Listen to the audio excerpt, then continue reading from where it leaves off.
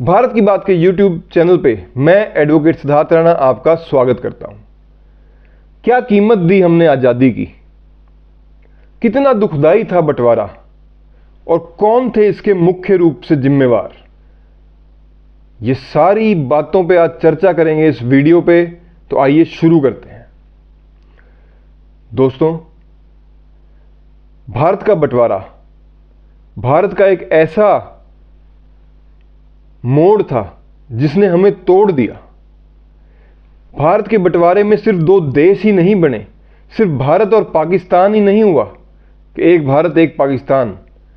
भारत के बंटवारे में 10 लाख लोगों का कत्लेआम हुआ।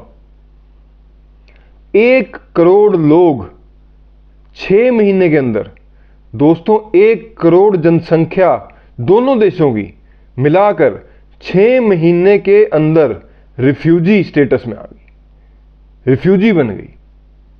लोगों से उनके घर छुड़वा दिए गए, अपनी बस्तियां, अपने मोहल्ले, अपने पुरखों की जमीन, सब कुछ छुड़वा दिया गया। ऐसा बंटवारा जिसने लोगों को इतना दर्द दिया, इतना दुख दिया, इस देश पे ऐसा घाव दिया जो कभी उसका भरपाई हो ही नहीं सकती। यह भारत के इतिहास में पहली बार था कि शासक चले गए, लेकिन अकेले वो ही नहीं गए, जो पीछे लोग थे उनको भी अपनी जगह छोड़ के इधर उधर होना पड़ा। एक बुजुर्ग महिला नेहरू जी से पूछती है, नेहरू जी को सवाल उठाती है कि क्या ये बंटवारा शांतिपूर्ण तरीके से नहीं हो सकता था। वो महिला नेहरू जी को कहती है कि एक घर में जब बंटवारा होता तो हम बैठ के 4 चौधरी इकट्ठे होकर बैठते हैं, ये तेरा ये मेरा, ऐसा कत्लेआम तो कहीं भी नहीं होता। तो क्या ये देश का जब आपने बंटवारा करवाया तो इस कत्लेआम को रोका नहीं जा सकता था।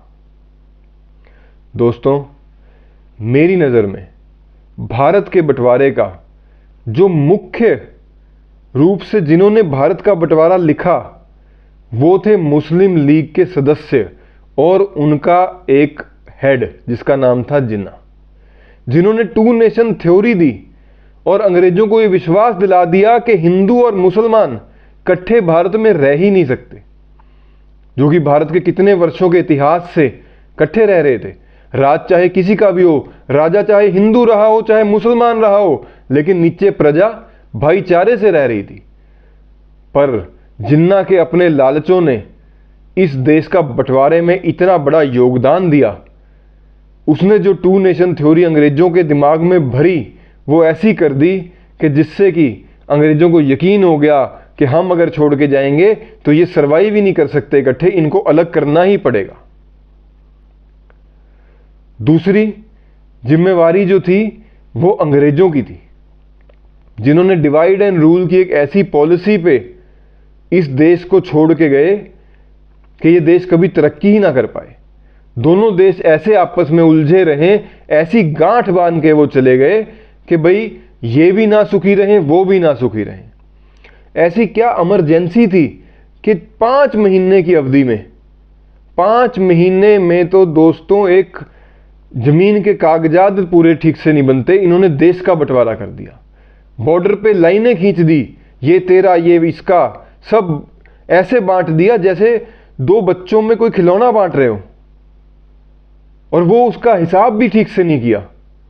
5 महीने की अवधि में इन्होंने सारे बॉर्डर एरिया अपने हिसाब से बांट के और ये चलते बने, और पीछे छोड़ गए तो क्या, एक ऐसी उलझन, एक ऐसा श्राप जिसको हम अब तक झेल रहे हैं। और तीसरी मेरी नजर में जो जिम्मेवारी थी वो है कांग्रेस पार्टी की, जो उस टाइम आजादी के आंदोलन की मुख्य धरोहर, मुख्य पार्टी, जिन्होंने हाथ में ध्वज उठा रखा था आजादी का, लोगों ने उनका विश्वास कर रखा था, उन्होंने ऐसा कैसे होने दिया? क्या मजबूरी उनकी ऐसी रही? दोस्तों, डॉक्टर राम मनोहर लोहिया, बहुत बड़ा नाम है, मेरे को परिचय कराने की जरूरत नहीं, वो परिचय के मोहताज नहीं है।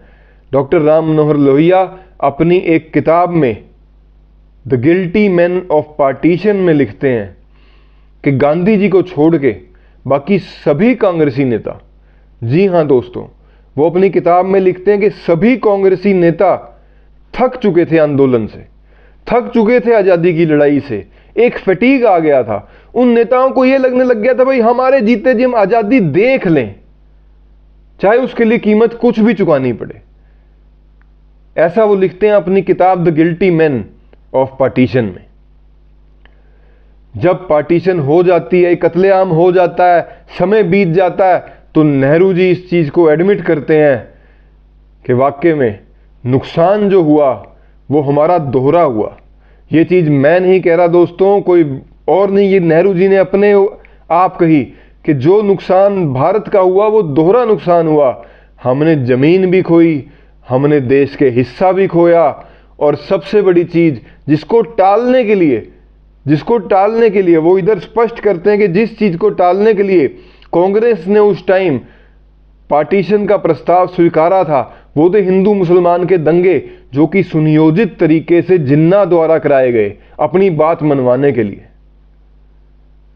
इस चीज को वो एडमिट करते हैं कि ना तो वो दंगे रुके, ना वो कत्लेआम रुका, और ना ही पार्टीशन का हमें कोई फायदा हुआ, कोई लाभ हुआ, और हमारा देश बट गया।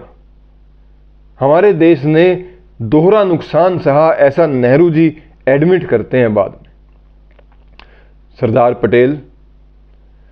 पटेल जी जो पूरे भारत की छोटी छोटी रियासतों को इकट्ठा करने में कामयाब रहे, जिनको लौह पुरुष कहा जाता है, वो भी अपने अंत में क्या कहते हैं जब ये सारा वाक्य घटित हो जाता है कि काश मैं उस समय आज़ादी का जो समय था, उस समय पार्टीशन की बात को स्वीकार ना करता तो शायद भारत आज एक होता।